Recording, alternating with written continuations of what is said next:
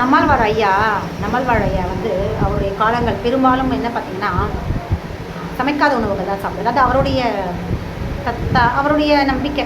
அதாவது சமைச்சிட்டா அப்படின்னா உணவுகள் இருக்க சத்துக்கள் வந்து மறைஞ்சிடும். தன் சத்து வந்து நேரடியாக நிலத்திலேருந்து கிடைக்கிற உணவுகளுடைய சத்துக்கள் நேரடியாக கிடைக்கணும் அப்படிங்கிற ஒரு அவருடைய புரிதல்னால வந்து அவர் என்ன பண்ணார்னா, எப்போவுமே அவர் வந்து மேக்சிமம் சமைக்காத உணவுகள் தான் அவர் வந்து எடுத்துக்குவார். ரொம்ப ரேராக தான் சமைச்ச உணவுகள், பழங்கள், காய்கறிகள் எதெல்லாம் வந்து சாப்பிட முடியும், சமைக்காமல் சாப்பிட முடியுமோ அந்த மாதிரியான உணவுகளை வந்து அவர் சாப்பிட்டவர். அப்புறம் தான் ஒரு தடவை உமர் ஃபாரூக் போயிட்டு அவருடைய இந்த தத்துவத்தை வந்து பிரேக் பண்ணார். அதாவது சமையல் அப்படின்னாலே என்ன அப்படின்றத புரிய வச்சார். சமையல் தான் சமன்படுத்துதல், உணவை வந்து சமன் செய்வது, அதில் இருக்கிற தன்மையை உடைச்சி நம்மளுடைய செரிமானத்துக்கு தக்கன மாதிரி, நம்ம செரிமானத்துக்கு ஏதுவாரா மாதிரி மாற்றக்கூடிய தன்மை சமையலுக்கு இருக்குது. இப்போ சமையல் அப்படிங்கிறது சமன் செய்கிறது. எதை சமன் செய்கிறது? அது ஒரு பொருள், அது இயற்கையால் விளைவிக்கக்கூடிய பொருள். அந்த பொருள் என்னுடைய உடல், என்னுடைய தன்மை உடல் இயற்கையால் கட்டமைக்கப்பட்டது. அப்போது இந்த ரெண்டுமே சமனாகணும் அப்படின்னா அந்த உணவை இந்த உடல் இயற்கைக்கு ஏற்ற மாதிரி சமன் செய்யணும். எப்படி சமன் செய்யணும்? சமைச்சா மட்டும்தான். சில உணவுகளை தண்ணி ஊற்றாமல் சமைப்போம், அப்படியே எண்ணெயிலே பொரித்து அப்படியே வதக்கி சமைப்போம். அதுக்கு தண்ணிங்கிற தன்மை தேவைப்படாது. சில உணவுகளுக்கு தண்ணி அதிகமாக ஊற்றி வேக வைப்போம், சில உணவுகளை ரொம்ப வேக வைப்போம், சில உணவுகளை அறவேக்காடு வைப்போம். அவ்வளோதான் அதோடைய தன்மை. கீரைகள் எடுத்துக்கிட்டோம் அப்படின்னா அந்த கீரைகளை வந்து தண்ணியே தேவைப்படாது, எண்ணெயில் வதக்கியே வேக வச்சிடலாம் இல்லையா? ஸோ இப்படி ஒவ்வொரு உணவுகளையும் சமைக்கிறதுக்கு ஒவ்வொரு உத்திகளை வந்து நம்ம முன்னோர்கள் வச்சாங்க. சாதம் அப்படின்னா வடிக்கணும், அந்த கஞ்சி தண்ணியை வடிக்கணும் இல்லையா? அதுதான் அதோடைய தன்மை. அதை அப்படித்தான் செஞ்சாகணும், புரியுதுங்களா? அப்புறம் கேழ்வரகு அப்படின்னா அதை கிண்டணும், மாவா ஆக்கி தான் கிண்டுவாங்க. கேழ்வரகு தானியத்தோடு சமைக்க மாட்டாங்க, அதை மாவா ஆக்கி கிண்டுவாங்க, கிண்டி தான் சாப்பிடணும், அதை வேக வச்சு தான் சாப்பிடணும். இப்படி ஒவ்வொரு உணவுகளையும், பழங்களை சமைக்க தேவையில்லை, காய்கறிகளை தான் சமைக்கணும். அப்போது அந்த காய்கறிகள் அப்படிங்கிறத சமன் செஞ்சால் மட்டும்தான் இந்த உணவால் செமிக்க முடியும். இப்படி ஒவ்வொரு உணவுகளையும் நம்ம உடல் இயற்கைக்கு ஏற்ற மாதிரி சமன் செய்யறதுக்கு பேர் தான் சமையல். அப்போது சமையலை சமைச்சு சாப்பிட்றது உடலுடைய இயக்கத்துக்கு உறுதுணையாக இருக்கும், சத்து பிரித்தலுக்கு மிக மிக ஏதுவாக இருக்குங்கிற அடிப்படையான சமையல் பற்றின தன்மையை அவருக்கு உணர்த்ததுக்கப்புறம் அவர் வந்து தன்னுடைய கொள்கையிலேருந்து அவர் தளர்த்துக்கிட்டு சமைச்ச உணவு சாப்பிட்டார். அதான் பெரியவங்க. விடாப்பிடியா நான் வீம்பா பிடிச்சி நிற்க மாட்டாங்க. பெரியவங்க அப்படிங்கிறவங்க அந்த காலத்தில் அவங்களுக்கு புரிஞ்சிருச்சு அப்படின்னா அந்த தன்மையிலேருந்து அவங்க மாற்றிக்குவாங்க. இன்றைக்கு இருக்க பெரியவங்க அப்படி இல்லை, ஒரு விஷயத்தை பிடிச்சிக்கிட்டாங்கன்னா அப்படியே நிற்கிறாங்க. இதுதான் இன்றைக்கி குடும்பங்கள் பிரிஞ்சு போகிறதுக்கான காரணமாக இருக்குது. ஸோ நம்மாழ்வார் ஐயா என்ன பண்ணுவார்னா பெரும்பாலும் சமைக்காத உணவுகள் தான் சாப்பிடக்கூடிய தன்மை, இயற்கையோடு வாழ்ந்தவர், யோகாசனம் தான் செய்யக்கூடியவர், ரொம்ப இயற்கையாக அவருடைய வானகம்ன்ற ஒரு இடத்துல தான் அவருடைய குடியில் இருக்காங்க தான் வந்து விவசாய நிலங்களில் வச்சு ரசாயனங்கள் இல்லாத இயற்கை வேளாண்மையை நிகழ்த்திட்டு இருந்தார். ஐயா இறந்துட்டார். அவர்கிட்டேருந்து இயற்கை விவசாயத்தை கற்றுக்கிட்டு இருந்தவங்க தான் வந்து இன்றைக்கு விவசாயம் செஞ்சுக்கிட்டு இருக்காங்க. அப்படிப்பட்டவர் தான் வந்து நம்மாழ்வார் ஐயா.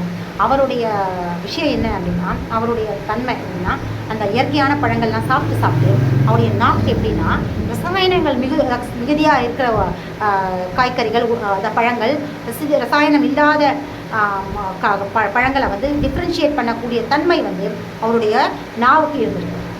எந்த அளவுக்கு பாருங்கள், அவர் நுட்பமாக இருக்கார். அவருடைய உடலில் வந்து சாப்பிட்ட உணவுகள் எல்லாமே ரசாயனம் இல்லாத உணவுகள் அந்த உடலுக்கு கொடுத்ததுனால. இது எதுக்கு சொல்கிறேன் அப்படின்னா, இதுக்கு முன்னாடி நான் சொன்னேன் இல்லையா, தள்ளுவண்டிகள் சாப்பிட்டீங்க மேடம், நீங்கள் வேறு நாங்கள் வேறு, நீங்கள் அப்படி நாங்கள் இப்படி, நீங்கள் என்ன பிரித்து பார்க்கக்கூடாது இல்லையா? ஸோ இன்னும் நிறைய இந்த மாதிரியான குயிலர் இருக்காங்க. நம்மாழ்வார் ஐயா சாதாரண இயற்கை வேளாண்மை விவசாயி, அவரை பற்றி எல்லாருக்குமே தெரியுங்கிறதுனால அவரை பற்றி நான் இன்றைக்கி இது எதுக்காக நான் இதை சொல்கிறேன்னா, இப்போ நீங்கள் புரிஞ்சுப்பீங்க. இனி என்னை பற்றி நான் சொன்னாலும் நீங்கள் நம்ப மாட்டீங்க. அவரை பற்றி சொல்லும்போது உங்களுக்கு அந்த புரிதல் வரும். அப்போது அவருடைய உடல் எந்த அளவுக்கு மாறி இருக்குது அப்படின்னா, தன்மை எப்படி மாறி இருக்குது அப்படின்னா, அந்த உறுப்புகள் அந்த சாப்பிட்ற பழத்தை நம்மளால் கண்டுபிடிக்க முடியுமா? நம்ம சாப்பிட்றோம், இது ரசாயனம் இருக்குது, இது ரசாயனம் இல்லாத பழம் நம்மளால் கண்டுபிடிக்க முடியவே முடியாது. நம்ம இது ரசாயனம் இல்லை ரசாயனம் இருக்குது அப்படிங்கிற மனநிலையோடு சாப்பிட்ற, வேறு வழி இல்லை, இதுதான் இன்றைக்கி கிடைக்குது சாப்பிட்றோம் அப்படிங்கிற மனநிலையோடு சாப்பிட்றோம். ஆனால் அவர் சாப்பிடும் பொழுதே, வாயில் வைக்கிற முதல் அந்த பழத்தை கடிக்கும் பொழுதே என்ன பண்ணுவார் அப்படின்னு பார்த்தீங்கன்னா, ரசாயனம் இல்லாத உணவு பழம், இது ரசாயனம் மிகுதியாக இருக்குங்கிறத இக்னோர் பண்ணிடுவார். கடிச்சிட்டு இது ரசாயனம், இந்த சில நேரங்களில் துல்லியமாக சொல்லுவார், இந்த மாதிரியான ரசாயனம் இதில் கலந்துருக்குன்றதை கூட அவர் கரெக்டாக சொல்லிடுவார். அந்த அளவுக்கு அவருடைய நாக்கு அந்த தன்மைக்கு வந்துருக்கு. சாதாரணமாக வரல. எப்படி வந்திருக்கு அப்படின்னா, அந்த அவருடைய அனுபவம். பல உணவுகள், ரசாயனம் இல்லாத உணவுகளை சாப்பிட்டு ரசாயனம் கலந்துக்கிற உணவையும் சாப்பிட்ருக்கார். சாப்பிட்டா மட்டும்தானே அவரால் டிஃப்ரென்ஷியேட் பண்ண முடியும். இதை தான் களவும் கற்றுமறை அப்படிங்கிற ஒரு தத்துவம் சொல்லுது. களவுனா என்ன அப்படின்றத நம்ம தெரிஞ்சுக்கிட்டா மட்டும்தானே களவை வந்து திருடுறவங்க எப்படி திருடுறான் அப்படின்றத தெரிஞ்சுக்க முடியும். திருடுறவங்களுடைய தன்மை எப்படின்றத தெரிஞ்சுக்கிறது, களவு எப்படி ஆயிருக்கு, திருட்டு எப்படி நடந்திருக்கிறத தெரிஞ்சுக்கணும்னா களவையும் கற்றுக்கிட்டு மறந்துடு. அதையும் சொல்கிறாங்க, களவை கற்றுக்க அப்புறம் மறந்துடு. செய்யாத, மறக்கிறதுன்றது மறந்து போகிறதில்லை. கற்றுக்கோ, தெரிஞ்சுக்கோ, அதுக்கப்புறம் அதை நீ வாழ்க்கையில் பயன்படுத்தாது அப்படிங்கிற தத்துவத்தை சொல்கிறது தான் களவும் கற்றுமறை. அப்படின்னா என்ன அர்த்தம்? இங்கிலீஷ் மெடிசனை பற்றி நான் தெரிஞ்சுக்கிட்டதுனால தான், ஒரு காலத்து இங்கிலீஷ் மெடிசனுடைய தீவிர பக்தியாக இருந்ததுனால தான் இன்றைக்கு அக்குபஞ்சர் மருத்துவத்துடைய விஷயங்களை என்னால் புரிஞ்சிக்க முடியுது. அதை வச்சு கம்பேர் பண்ணி என்னால் முடியுது. அன்னைக்கு நாம் இருந்தது இது தவறு, இன்றைக்கி மிகச்சரியான இடத்துல இருக்கும். இதுதான் களவும் கற்றுமறை அப்படிங்கிற ஒரு விஷயம். இதெல்லாம் நம்மாழ்வார் ஐயா ரசாயன மிகுதியாக இருக்கிற உணவுகளையும் சாப்பிட்ருக்காரு.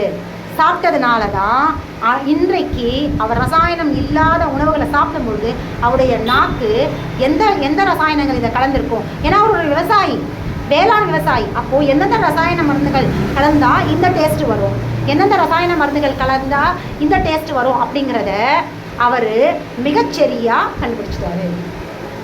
அப்போ அவர் அந்த பழத்தை சாப்பிடும்பொழுதே அது இந்த மாதிரியான ரசாயனம் இதில் கலந்துருக்கு அப்படிங்கிறத அவர் ஐடென்டிஃபை பண்ணி சொல்லிட்டார். அந்த நாக்கு அவருக்கு அந்த அனுபவத்தை கொடுத்துருக்கு. இன்னொரு விஷயம் என்ன அப்படின்னா சொல்லலாம். ஒரு தடவை நம்மழ்வார் ஐயா வந்து தட்டில் நிறையா பழங்கள்லாம் கட் பண்ணி எடுத்து வந்து முன்னாடி வச்சுட்டாங்க. அவரை சுற்றி நிறைய பேர் உட்காந்துருக்காங்க, பேசுகிறாங்க, எல்லாரும் ஃப்ரெண்ட்ஸ் எல்லாம் உட்காந்து இது மாதிரி பேசிகிட்டே இருக்காங்க.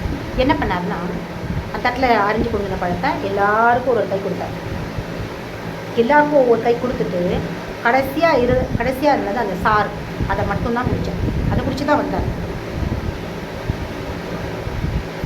பெரும்பாலும் அப்படி தான் செய்வார். அவருடைய வழக்கமே தட்டில் நிறைய பழத்தை அரிஞ்சிட்டு வந்து எல்லாருக்கும் ஒவ்வொரு பழத்தை தான் ஒவ்வொரு பழம் ஒரு கை அள்ளி கொடுத்துட்டு அந்த சாறு அரிஞ்சோடனே அந்த சாறு இறங்கிடும், அதை மட்டும்தான் குடித்தேன். ஆனால் பின்னாடி அவருக்கு வந்து ஒரு உடம்பு சொந்த அவரும் கற்றுக்கிட்டார். அக்குபஞ்சர் மருத்துவம் கற்றுக்கிட்டவர் தான், உடலை பற்றி தெரிஞ்சுக்கிட்டவர் தான். ஆனால் அவர் தெரிஞ்ச தப்பு என்னென்னா, பசிக்காமல் அவருக்கு வந்து அக்குபஞ்சர் மருத்துவம் சொல்கிற பசிச்சு சாப்பிடணும் அப்படிங்கிற தத்துவம் வந்து அவருக்கு புரியலை. என்ன நினச்சாருன்னா, இயற்கையாக உணவு சாப்பிட்டாலே போதுமானது, அதுவுமே நமக்கு ஆரோக்கியத்தை கொடுக்குன்ற இடத்துல தான் இருந்தார். ஸோ பசியோட தன்மையை புரிஞ்சிக்காததுனால அவர் என்ன பண்ணார்னா, என்ன சிரமத்தை கஷ்டப்பட்டார் அப்படின்னா, அவருக்கு வந்து ஒரு தடவை லூஸ் மோஷன் ஆச்சு. ஆகும்பொழுது ரத்தமாக போச்சு. ரத்தம் அப்படின்றது வந்து அது ஒரு கழிவு, உடம்புல இருந்து வெளியேற வேண்டிய கழிவு. அது கலர் ரெட் கலரில் இருக்குது. ஆனால் இன்றைக்கி ரத்தத்தை பார்த்துட்டு உடனே நம்ம ரத்தமாக எங்கே போனாலுமே அதை ரத்தம் அப்படின்னு நினச்சிட்டு உடம்புல இருக்க ரத்தம் வெளியேற மாதிரி பதட்டமாகி டாக்டர்கிட்ட போய் சொல்லுவோம். அவனுங்களும் அப்படி தான் சொல்கிறாங்க. அவனுங்களாவது சரியாக சொல்லணும்ல, இந்த ரத்தம் இல்லாமல் உடம்புல இருக்கிற கழிவுன்னு.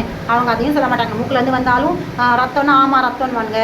உதிரப்போக்கு வந்தாலும், அதாவது மாதவிடாய் காலத்தையும் வந்து ரத்தம் அதிகமாக உதிரம் போச்சுன்னா உடம்புல இருக்க ரத்தம்லாம் போய் நீங்கள் வந்து செத்து போயிடுவீங்கன்ற மாதிரியான ஒரு பெரிய கட்டுக்கதையெல்லாம் கட்டி விடுவாங்க. அது ஒரு கழிவு தான். கர்ப்பப்பையில் சுழற்சி முறையில் வெளியேற கழிவுன்ற சரியான புரிதலை வந்து இங்கிலீஷ் மெடிசன் சொல்ல மாட்டாங்க. ஸோ இவருக்குமே அந்த மாதிரி ரத்தம் மாறி ரெட் கலரில் மலைக்கழிவு வெளியேறதை பார்த்துட்டு சுற்றி இருக்கிறவங்க எல்லாருமே வந்து ரொம்ப பயந்துட்டாங்க.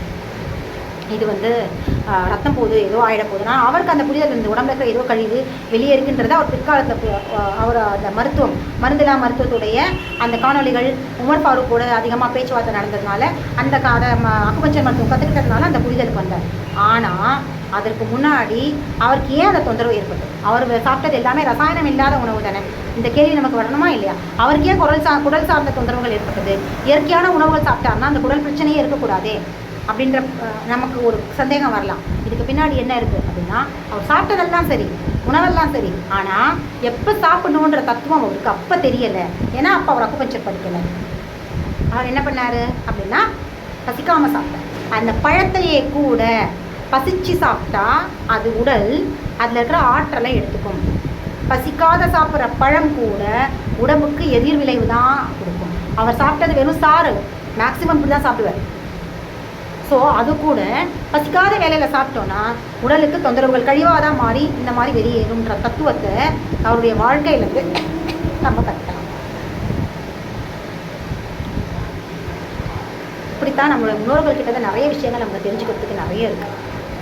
இன்னும் நிறைய நம்ம காணொலிகளில் வழியாக இன்னும் நிறைய விஷயங்கள் இருக்குது. தொடர்ந்து காணொலிகளை ஃபாலோ பண்ணுங்கள். இதெல்லாம் தெரிஞ்சுக்கிட்டீங்க அப்படின்னா நம்ம மூதாதையர்கள் எப்படி வாழ்ந்தாங்களோ அதே மாதிரி நம்மளும் வாழலாம். இன்னும் நிறைய காணொலிகளை தொடர்ந்து அடுத்தடுத்த விஷயங்களை பார்ப்போம். சரிங்களா? நன்றி. தொடர்ந்து அதாவது மிக பொறுமையாக என்னுடைய காணொலிகளை நீங்கள் பார்த்துட்டு தொடர்ந்து என்னை ஃபாலோ பண்ணுறீங்க. அதற்கே நான் மிகப்பெரிய நன்றியை சொல்லணும். உங்களுடைய பார்வை நீங்கள் அந்த காணொலிகளை பார்க்குறதுனால தான் எனக்கு ஒரு உத்வேகம் கிடைச்சி இன்னும் நிறைய விஷயங்களை என்னுடைய அனுபவத்தின் வழியாக ஆய்வு செய்து நான் இங்கே பதிவு செய்கிறேன். அதற்கு காரணம் நீங்கள் தான். நீங்கள் அதெல்லாம் பார்க்கல அப்படின்னா நான் நிச்சயமாக எனக்குள்ள என்னுடைய ஆய்வுகள் இருக்காது. யாருமே பார்க்காததை நான் ஏன் செய்யணும், ஆய்வு செய்யணுன்ற இடத்துல நான் மட்டுமே இருந்தேன். நீங்கள் பார்க்குறதுனால தான் எனக்குள்ள உங்களுடைய தூண்டல் தான் எனக்குள்ள ஒரு தூண்டல் ஏற்படுது. உங்களுடைய ஆர்வம் தான் எனக்குள்ள ஒரு புள்ளி தூண்டலை ஏற்படுத்தி நிறைய விஷயங்களை தேடி பயணிக்க வைக்குது. அந்த என்னுடைய அனுபவங்கள் வழியாக என்னுடைய ஆய்வுகள் நோக்கி பயணிக்கிறதுக்கான காரணம் யார் அப்படின்னா நீங்கள் தான். நீங்கள் தான் அதற்கான ரூட். அப்போ நீங்கள் தான் எனக்குள்ள தூண்டலை கொடுத்துக்கிட்டே இருக்கீங்க. அப்போ உங்களுடைய பார்வை தான் எனக்கான வேகத்தையும் புத்துணர்ச்சியும் உத்வேகத்தையும் கொடுக்குது. தொடர்ந்து என்னுடைய காணொலிகளை பாருங்கள். இன்னும் நிறைய விஷயங்களை ஆய்வு செய்து அனுபவத்தின் வழியாக நன்றி. வாழ்க வளமுடன்.